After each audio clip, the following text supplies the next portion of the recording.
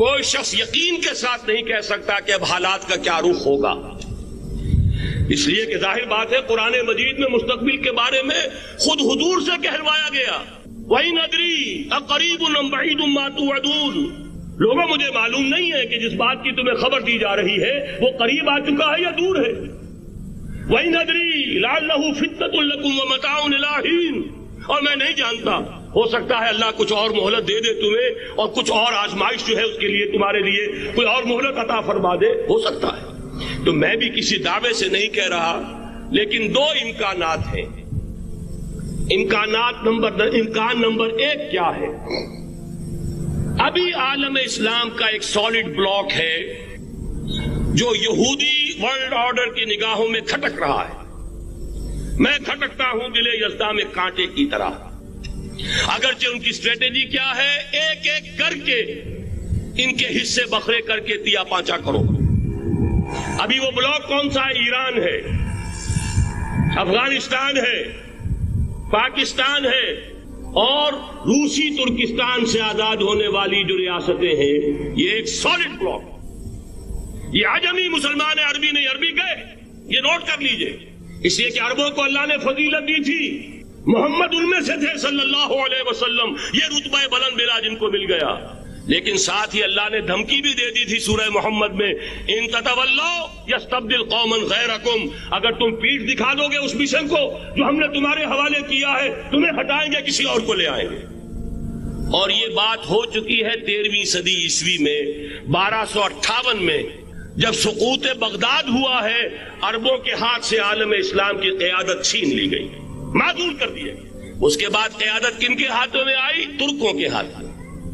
Terken تیموری ہندوستان میں، Terken صفوی Iran میں، Terken Seljuqi middle asset میں، اور ترکان عثمانی کا تو کہنا ہی کیا ہے، وہ ایشیا مائنر سے چل کر آپ کو معلوم ہے کہ مشرقی یورپ کا کتنا بڑا علاقہ، دی گریٹ آٹومان امپائر اس صدی کے آغاز تک قائم تھی۔ اس صدی میں عجیب عجیب معجزے ہوئے ہیں۔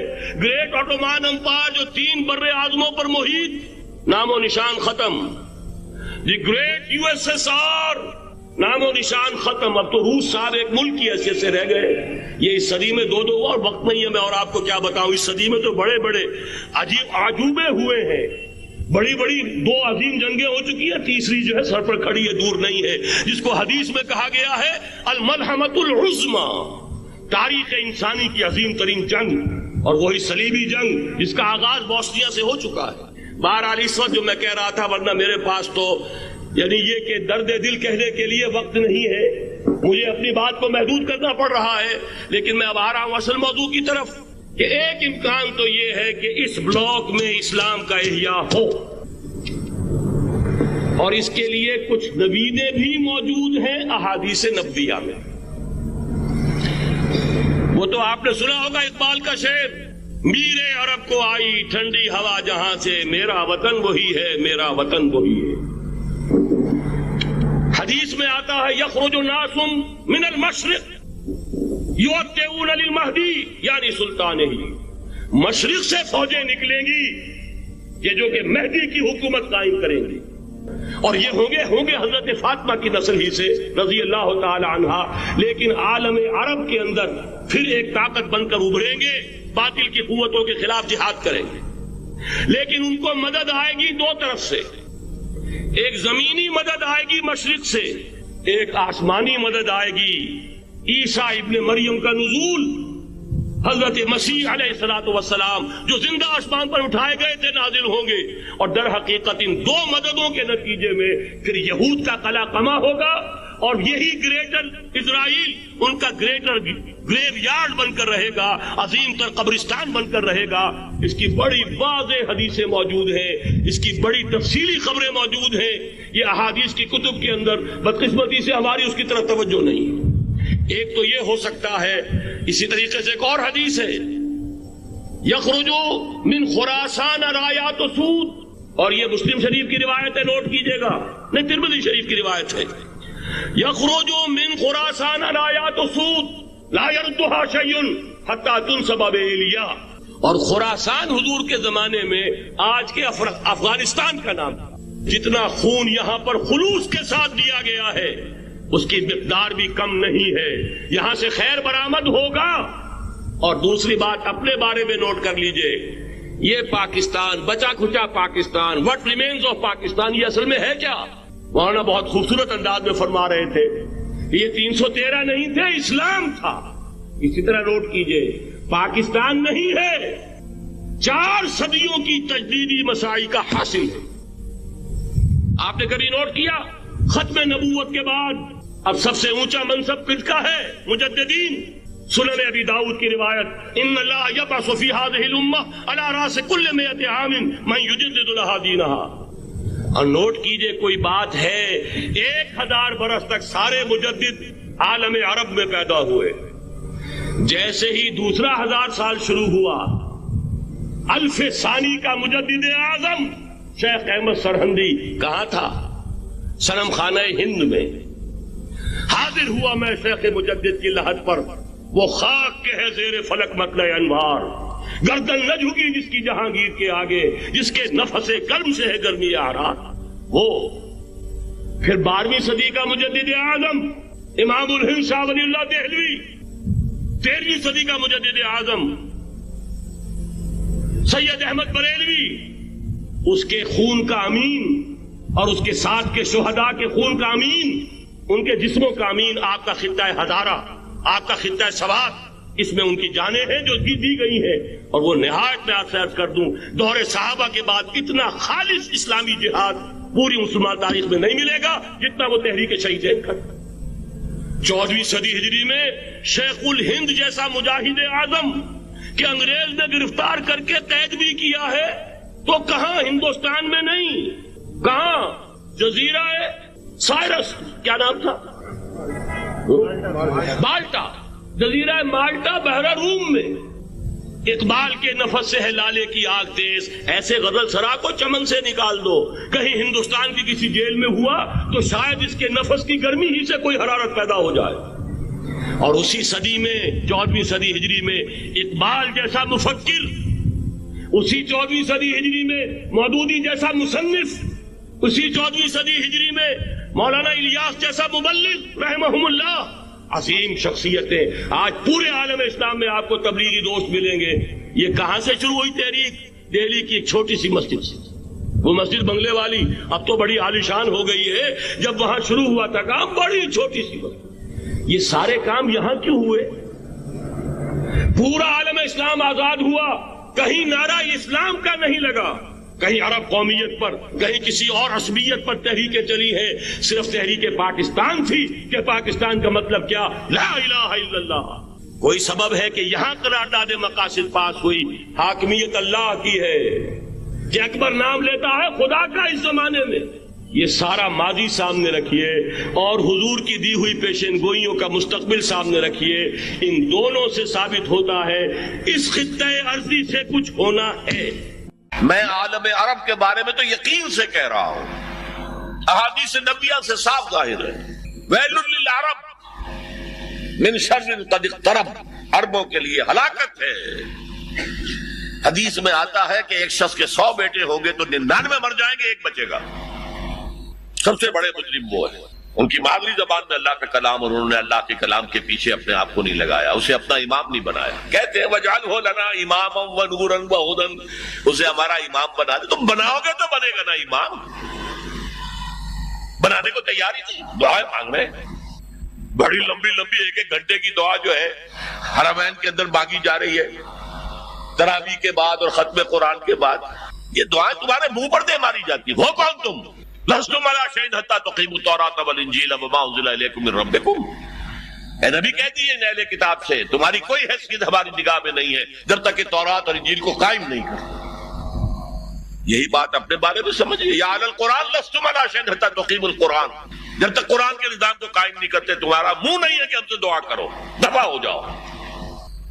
تم پڑھو قنوت نازلہ، کوئی اثر نہیں ہوگا۔ ڈھاکہ فال ہو گیا، روتے رہے، چیخ چیخ کر پکارتے رہے، حرمین میں پکارتے رہے، سنا اللہ نے۔ ابھی مرا ہے وہ جنجیت سنگھ اروڑا، جس کے سامنے یؤتی الجزیۃ عن ید وہم صاغرون، آپ کے جرنیل ٹائیگر نے اپنا جو ہے ریوالور پیش کیا تھا، جگجیت سنگھ اروڑا یہی کا تھا، گجرانوالے کا۔ بہرحال ابھی ایک امید ہے، جب تک بھی اللہ تعالیٰ مہلت دیتے، لیکن اس کا راستہ کیا ہے؟ پہلے تو میں امید افزا باتیں آپ کو بتا دوں۔ احادیث صحیحہ میں اس کی خبر دی گئی ہے کہ قیامت سے قبل پوری دنیا میں اسلام کا نظام قائم ہوگا، اور یہ اتنی پختہ حدیثیں ہیں کہ جو شخص ان کو پڑھ کر بھی شک کرے اس بات میں سمجھتا ہوں اس کا ایمان حضور پر نہیں ہے صلی اللہ علیہ وسلم۔ میں پڑھ نہیں سکتا، وقت نہیں ہے اتنا، لیکن ہم نے نوید خلافت کے نام سے 4 ورقہ بہت لاکھوں کی تعداد میں شائع کیا ہے۔ غلطی ہوئی ہے، آج بھی مجھے لے آنا چاہیے تھا 200-400 آپ کو تقسیم کرنے کے لیے۔ دوسرے اشارے ہیں، یہ پہلی بات تو ایسی ہے 100% کہ جس میں شک نہیں مجھے، جتنا مجھے یقین ہے کہ مجھے موت آئے گی، اور جتنا مجھے یقین ہے کل صبح سورج طلوع ہوگا، اتنا ہی یقین ہے کہ پوری دنیا پر اللہ کے دین کا غلبہ ہوگا۔ اس وقت یہودی اور عیسائی اسلام کو مٹانے پر تل گئے۔ عیسائی یہودیوں کے اعلی کار ہیں، اصل جو یوز کر رہے ہیں انہیں وہ یہودی زائنسٹ، اور یہودیوں کا اصل اعلی کار ویسٹ، وائٹ اینگلو سیکسن پروٹیسٹنٹس، برطانیہ کے لوگ اور یو ایس اے کے پروٹیسٹنٹس، جنہیں کہا جاتا ہے کرسچین زائنسٹ۔ یہ زائنسٹ ہیں، یہودی ہیں اگرچہ عیسائی ہیں، یہ تلے ہوئے ہیں اسلام کو ختم کرنے میں۔ اقبال نے کہا ہے دنیا کو ہے پھر مار کا روح و بدن پیش، تہذیب نے پھر اپنے درندوں کو ابھارا، اللہ کو پامر دیے مومن پہ بھروسہ، ابلیس کو یورپ کی مشینوں کا سہارا۔ وہ مقابلہ آنے والا ہے اور اس میں آخری غلبہ اسلام کو ہوگا۔ اس کے لیے پہلے کسی عرب سے مشرقی علاقے کے اندر نظام خلافت قائم ہوگا۔ حضور کی یہ حدیث بھی ہے کہ مجھے ہندوستان کی طرف سے ٹھنڈی ہوا آ رہی ہے۔ اقبال نے کہا میرے عرب کو آئی ٹھنڈی ہوا جہاں سے، میرا وطن وہی ہے، میرا وطن وہی ہے۔ اور حدیث میں آیا ہے یخرج الناس من المشرق یؤتون للمہدی یعنی سلطان، کسی مشرقی ملک میں اسلام کا نظام قائم ہوگا اور وہاں سے فوجیں آئیں گی جو عرب میں حضرت مہدی کی حکومت قائم کریں گے۔ حضرت مہدی کا ظہور تو وہی ہوگا عرب میں، لیکن عرب کھوکھلے ہو چکے، عیاشیوں کی وجہ سے ختم ہو چکے، ان میں دم نہیں ہے۔ فوجیں جائیں گی کسی مشرقی، اب مشرق میں کون ہے؟ ایران ہے، وہ خلافت کا قائل ہی نہیں، وہ تو امامت کے قائل ہیں۔ پھر افغانستان ہے، پھر پاکستان ہے۔ یہ ہے وہ خطے کہ جہاں سے انشاءاللہ خلافت کا نظام دوبارہ ابھرے گا اور یہیں سے پھر پھیلے گا۔ یہ چاہتے ہیں کہ اللہ کے نور کو اپنے منہ کی پھونکوں سے بجھا دیں۔ بش تلا ہوا ہے، اسرائیل تلا ہوا ہے، یورپ تلا ہوا ہے۔ اسلام کو ہم ختم کریں گے۔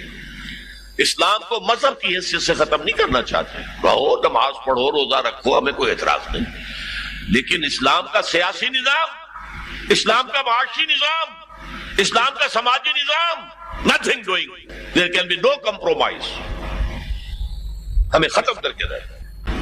الیکشن کے ذریعے سے نہیں ہوگی، حضور الیکشن کے ذریعے سے حکومت نہیں بنا سکتے تھے، بلکہ آیت اللہ خمینی الیکشن کے ذریعے سے قیامت تک ایران کے اندر وہ حکومت نہیں بنا سکتا تھا، وہ انقلاب ہوتا ہے، جانے دینی پڑتی ہے اس کے بغیر۔ میں نے کہا کہ یہ تو اللہ کے ہاتھ میں ہے، اب یہ کہ کرنا کیا چاہیے، یہ ہے میری تقریر کا آخری۔ دیکھیے ذوالفقار مرزا نے جو کچھ کہا اور سید قائم علی شاہ، میں خوشائند سمجھتا ہوں کہ طالبانائزیشن اور ہے، اسلامائزیشن اور ہے، ٹھیک ہے، چلیے آواز مکی اور مدینہ۔ طالبانائزیشن کے اندر کچھ بغیر تعلیم یافتہ، کچھ جذباتی، اس طرح کے لوگ بھی ہیں جن میں انتہا پسندی، جیسے کہ میں پہلے بیان کر چکا، افغانستان میں ہوا ہے، افغانستان کے اندر رفتہ رفتہ وہ اپنی چیزوں سے نکل رہے تھے، نکل جاتے ہیں، لیکن موقع نہیں دیا گیا، اتنی بات ختم کر دیا۔ اسی طرح ہمارے سرحدی صوبے میں جیسا کہ میں بتایا 3 قوتیں برسرکار ہیں، who knows it، کون کیا کیا۔ لیکن بہرحال یہ کہ پہلی بات یہ اسلام اور پاکستان لازم و ملزوم ہیں، یا اسلام آئے گا تو یہ ملک رہے گا، نہیں آئے گا تو ختم ہو جائے گا، اس میں کوئی شک نہیں۔ میری 2 کتابیں پڑھ لیجیے اگر اللہ توفیق دے، ہمت دے۔ اسلام اور پاکستان، یہ سن 67-68 کی تحریریں میری، جینیسس آف پاکستان کیا تھا، how Pakistan came into existence. پھر یہ کہ میں نے استحکام پاکستان کے نام سے سن 85 کے اندر کتاب لکھی. یہ دونوں کتابیں پڑھی ہیں. پاکستان کا کوئی جواز نہیں اگر یہاں اسلام نہ آئے، اور واقعتاً ہم جواز کھو چکے ہیں. تو اللہ تعالیٰ ہمیں مہلت دے رہا ہے، لیکن اب یہ سمجھ لیجیے یہ اللہ تعالیٰ کی طرف سے ایک خاص مہلت ہے، اور شاید آخری مہلت ہے جو ہمیں. یہاں اسلامائزیشن نہ ہو